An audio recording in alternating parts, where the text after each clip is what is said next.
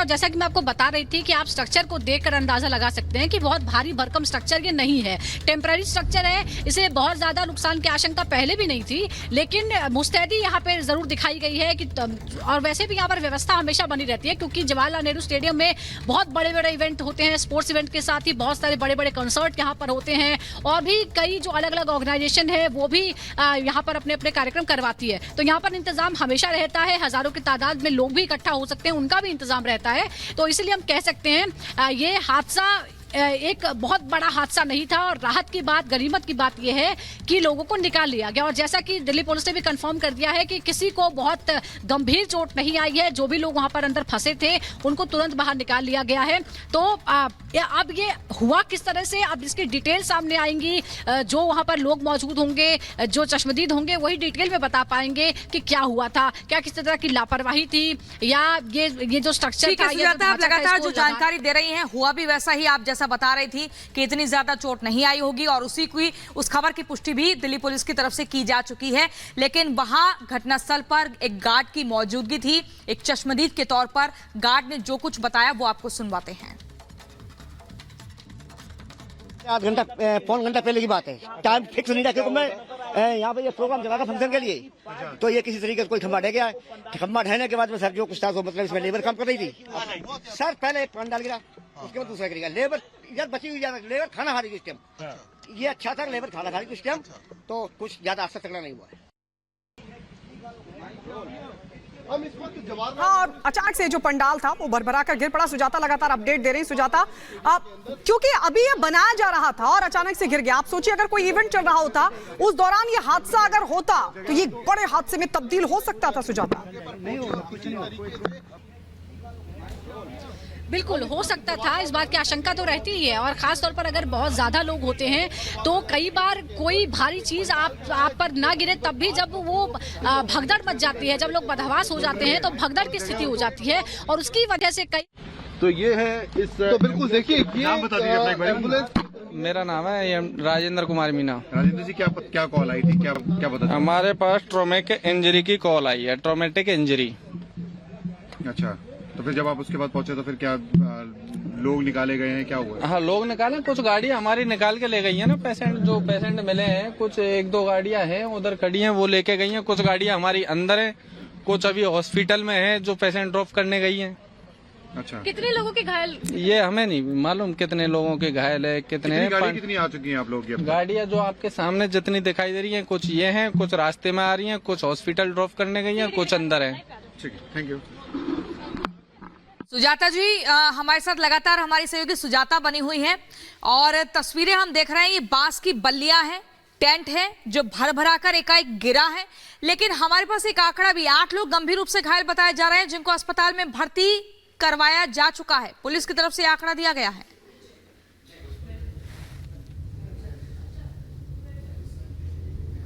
जी बिल्कुल, और जैसा कि जो कर्मचारी काम कर रहे थे उन्होंने भी बताया कि वैसे ज्यादा लोग यहाँ पर होते, लेकिन क्योंकि लंच ब्रेक था तो बाकी लोग लंच ब्रेक में बाहर थे, खाना खा रहे थे, तो वो वहाँ पर मौजूद नहीं थे, तो इतने लोगों को चोटें आई हैं। हालांकि उनकी स्थिति कितनी खराब है ये जब उन्हें देखेंगे तभी पता चल पाएगा। हालांकि पुलिस की तरफ से कहा जा रहा है कि बहुत ज्यादा कोई हताहत होने वाली स्थिति यहाँ पर नहीं बनी हुई है, और हम भी यही लेकिन सुजाता, ये बताया गया है कि इन तमाम लोगों को अस्पताल पहुंचाया गया। ट्रॉमेटिक इंजरीज की बात, यानी बहुत सीरियस इंजरी तो नहीं है, लेकिन घायल हुए हैं लोग जिनको अस्पताल पहुंचाया गया है।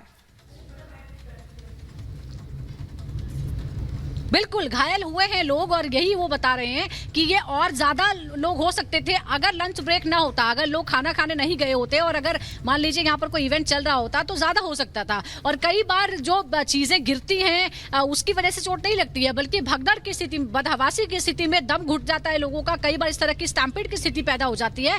राहत की बात है कि वैसी स्थिति नहीं हुई है, लेकिन 8 लोग जख्मी फिलहाल बताए जा रहे हैं। सबसे पहले जो लोग आए थे उनको थोड़ी मामूली चोटें ही थी जब उनको बाहर पंडाल से निकाला गया, लेकिन इनकी स्थिति कितनी है, क्योंकि कई बार ऐसा होता है कि आपको ऊपर से चोटें नजर नहीं आती है, लेकिन जो लोग दब जाते हैं उनको अंदर से क्या उनको कोई ज्यादा नुकसान हुआ है, उनके जो सुजाता, आपकी जानकारी के अनुसार क्या कुछ हमने दर्शकों को बता सकते हैं कितने एरिया में ये टेंट जो है वो फैला होगा, और क्या इससे पहले भी ऐसा हुआ है कि टेंट इस तरह से गिर गया हो और लोग घायल हो गए हों, या ये पहली बार ऐसा हुआ है?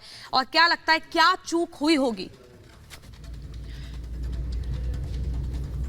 देखिए प्रियंका, अभी तो ये कह पाना मुश्किल है कि ये कितने बड़े एरिया में पंडाल था। जैसा कि मैंने आपको बताया कि जवाहरलाल नेहरू स्टेडियम जो है एक बड़ा स्टेडियम है, मशहूर स्टेडियम है। कॉमनवेल्थ गेम्स के दौरान इसका रेनोवेशन हुआ था और बड़े पैमाने पर यहाँ पर इवेंट्स होते हैं। स्पोर्ट्स इवेंट्स तो होते ही हैं, लेकिन इसके अलावा बहुत सारे दूसरे इवेंट्स होते हैं, कॉन्सर्ट्स होते हैं। अलग अलग ऑर्गेनाइजेशन जो है वो अपने कार्यक्रम यहाँ पर कराती हैं। इंडोर और आउटडोर दोनों ही तरह के कार्यक्रम यहाँ पर ऑर्गेनाइज होते हैं। सभी तरह की व्यवस्था यहाँ पर हमेशा रहती है। चूक कहाँ हुई है, कहाँ गलती हुई है, ये जो है ये जांच का विषय है। लेकिन पहले प्रायोरिटी ये है, प्राथमिकता ये है कि जो लोग अभी जख्मी हुए हैं उनका इलाज कराया जाए, उनको ठीक कर लिया जाए। उसके बाद देखा जाए कि आखिर कहाँ खामी हुई है।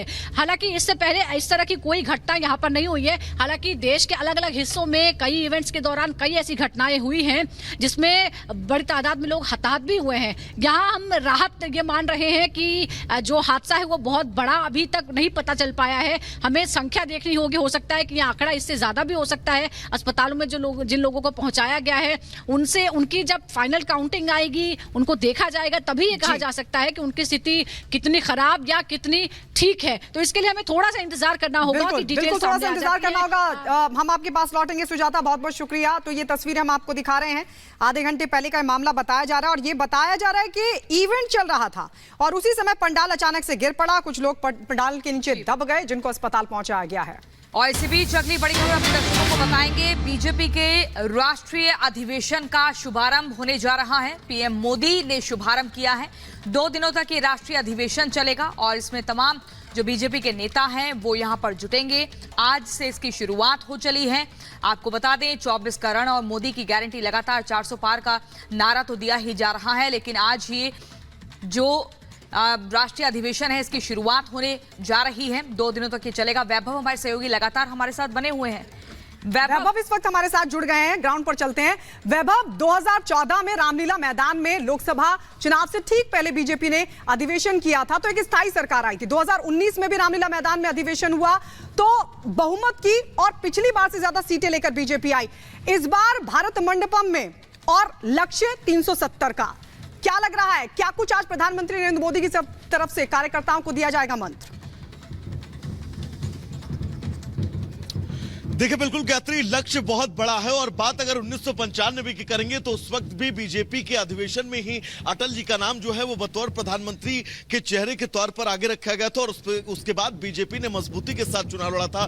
तब से परंपरा लगातार चली आ रही हो और इसी परंपरा को आज फॉलो करते हुए बीजेपी के इस राष्ट्रीय अधिवेशन की तस्वीर हम आपको दिखा रहे हैं, जहां पर बीजेपी के देश भर के कोने कोने से बड़े जितने भी पदाधिकारी हैं वो सभी आज एक छत के नीचे एकत्रित हो रहे हैं। खुद प्रधानमंत्री नरेंद्र मोदी इस वक्त भारत मंडपम में मौजूद हैं, राष्ट्रीय अध्यक्ष जेपी नड्डा इस वक्त मौजूद हैं और साथ ही ये तस्वीर जो हम अपने दर्शकों को दिखा रहे हैं दरअसल देश भर के तमाम बीजेपी के पदाधिकारियों वो जारी हो और ये शुरुआत आगाज उस मिशन की है जिस मिशन को लेकर प्रधानमंत्री खुद सभी रैलियों में अपील करते हुए नजर आ रहे हैं कि इस बार एनडीए का टारगेट जो है वो 400 पार का है। तमाम लोग भी इस वक्त हमारे साथ जुड़े हुए हैं। सर, बीजेपी जिस लक्ष्य को लेकर चल रही है, आज का यह अधिवेशन कितना महत्वपूर्ण है? बिल्कुल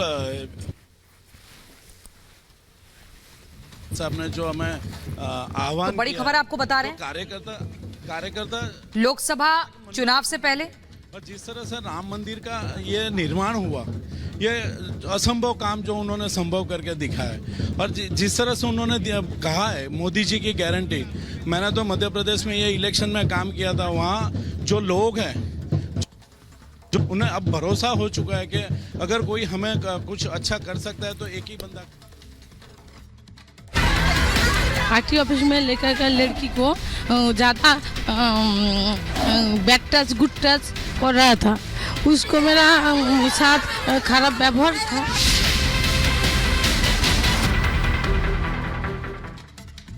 और चलिए अब अगली बड़ी खबर आपको बता दें। रिपब्लिक भारत से बोली संदेश खाली की पीड़िता। आरोपी पीड़िता के साथ टॉर्चर करते थे, महिलाओं को ऑफिस में बुलाया जाता था और उनके साथ बदसलूकी की जाती थी। बड़ी खबर आपको बता रहे हैं, संदेश खाली में जो पीड़ित महिलाएं हैं उन्होंने अपनी आप बीती सुनाई।